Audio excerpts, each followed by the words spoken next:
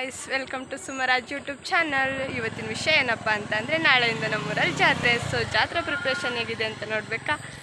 ನೋಡಿ, full lightings, road ನೋಡಿ, full lightings ಎಲ್ಲ ಇದೆ.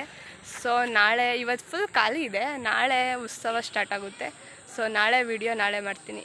ಓಕೆ, ಬಾಯ್. ಫಂಕ್ಷನ್ನು ಅಂತ ಅಂದಮೇಲೆ ಹುಡುಗಿರು ಮೆಹಂದಿ ಬಿಡಿಸ್ಕೊಂಡಲ್ಲೇ ಇರೋಕ್ಕಾಗುತ್ತೆ. ಸೊ ನಾನು ಮೆಹಂದಿ ಬಿಡಿಸ್ಕೊಂಡೆ.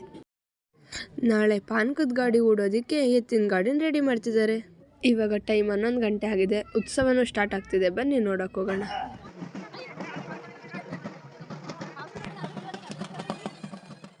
ಈಗ ಈ ದೇವರನ್ನ ಹಳೆ ದೇವಸ್ಥಾನದಲ್ಲಿ ಇಟ್ಬಿಟ್ಟು ಇದ್ರ ತಂಗಿಯಂದಿರನ್ನ ಕರ್ಕೊಬರೋದಕ್ಕೆ ಪಕ್ಕದೂರಿಗೆ ಹೋಗ್ತಾರೆ.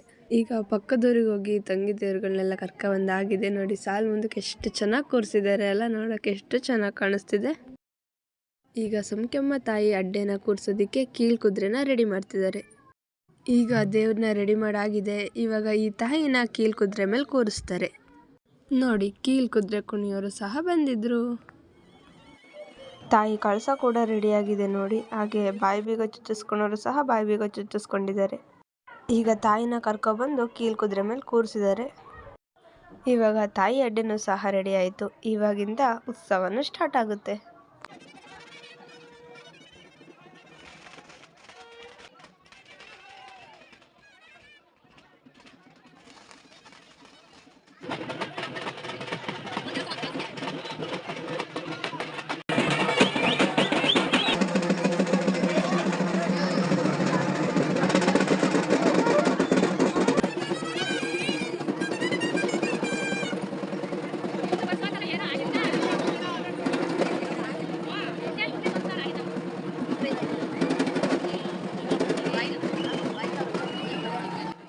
ಅಲ್ಲಿ ನೋಡಿ, ಪಾನ್ಕದ ಗಾಡಿ ಹತ್ರ ಕುರಿನ ಕಳೆದ್ಬಿಟ್ಟು ಫಾಸ್ಟಾಗಿ ಪಾನ್ಕದ ಗಾಡಿನ ಬನದ ಹತ್ರಕ್ಕೆ ಹೇಳ್ಕೊಂಡು ಹೋಗ್ತಾರೆ.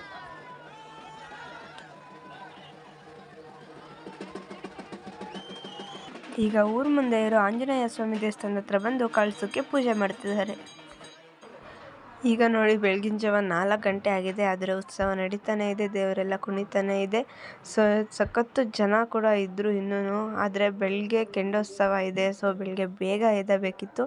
ಈಗ ಇನ್ನೇನಿಲ್ಲ, ಸೀದಾ ಇಲ್ಲಿಂದ ಉತ್ಸವ ಮುಗಿಸ್ಕೊಂಡು ತಾಯಿಯ ಮೂಲ ಸ್ಥಾನ ಏನಿದೆ ಬನ, ಅಲ್ಲಿಗೆ ಹೋಗ್ಬಿಟ್ಟು ದೇವ್ರನ್ನ ಕೂರಿಸ್ತಾರೆ. ಸೊ ಅಲ್ಲಿಗೆ ಉತ್ಸವ ಮುಗಿಯುತ್ತೆ. ಸೊ ನಾನು ಅದಕ್ಕೆ ಬೆಳಗ್ಗೆ ಬೇಗ ಎದ್ದಬೇಕಲ್ಲ ಅಂದ್ಬಿಟ್ಟು ಬೇಗ ಹೋಗಿ ಮಲ್ಕೊಂಡೆ. ಸೊ ಇದಾಗಿತ್ತು ಇವತ್ತಿನ ಉತ್ಸವದ ವಿಡಿಯೋ. ಸೊ ನಾಳೆ ಕೆಂಡೋತ್ಸವದ ವಿಡಿಯೋ ಮಾಡ್ತೀನಿ. ಅಲ್ಲಿವರೆಗೂ ಬಾಯ್ ಬಾಯ್.